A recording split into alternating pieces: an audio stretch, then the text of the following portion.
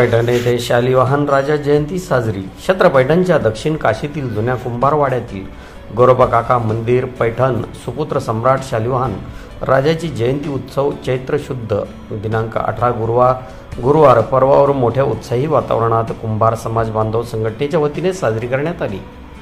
यावेळी इतिहास संशोधक जयंत पाटील यांच्या त्यागाचा मुकुटमणी सम्राट शालिवाहनावर व्याख्यान झाले। यावेळी ज्ञानेश्वर महाराज कानेगावकर, नागनाथ कुंभार, मोहन जगदाळे, महादेव खतावकर, राहुल पगारे, दिनेश पारीख, सूर्यकांत घोडके, निवृत्ती जाधव, गणेश पंजावले, गणेश रोकडे यांचीही यावेळी भाषणे झाली।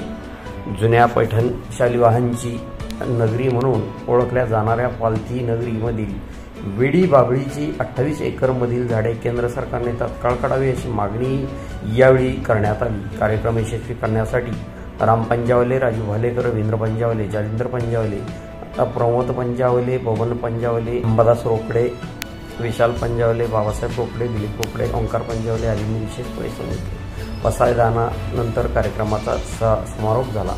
कार्यक्रमास मोठ्या संख्येने नागरिक यावेळी उपस्थित होते। शालिवाहन सम्राटच्या विजयाचे प्रतीक म्हणून ओळखल्या जाणाऱ्या तीर्थस्तंभ उद्यानात कार्यक्रम झाला। आपण पाहत आहात विजय स्टार न्यूज साठी वृत्तनिवेदक विजय शिवगजेसह मुख्य संपादक पवन उदावंत, ब्युरो रिपोर्ट पैठण।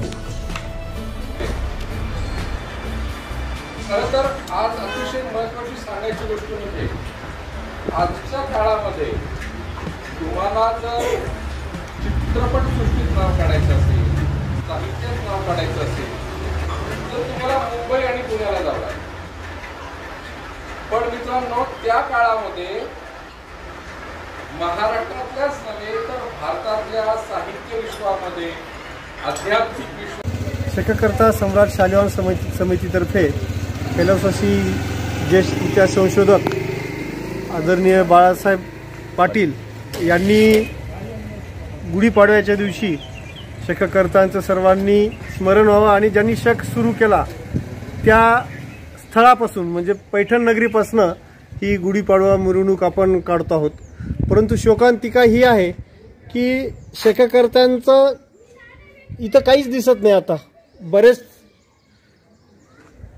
अभ्यासक या ठिकाणी येत असतात आणि त्या संदर्भात प्रश्न विचारत असतात, पण दाखवण्यासारखं काहीच नाही। खरं तर आपल्या भारत सरकारने या ठिकाणी उत्खनन सुरू केलं होतं, ज्या ठिकाणी आपण पालथी नगरी म्हणतो, आणि आज त्या ठिकाणी सर्व ठिकाणी बाबळी, खूप मोठी बाबळी उगवलेली आहे।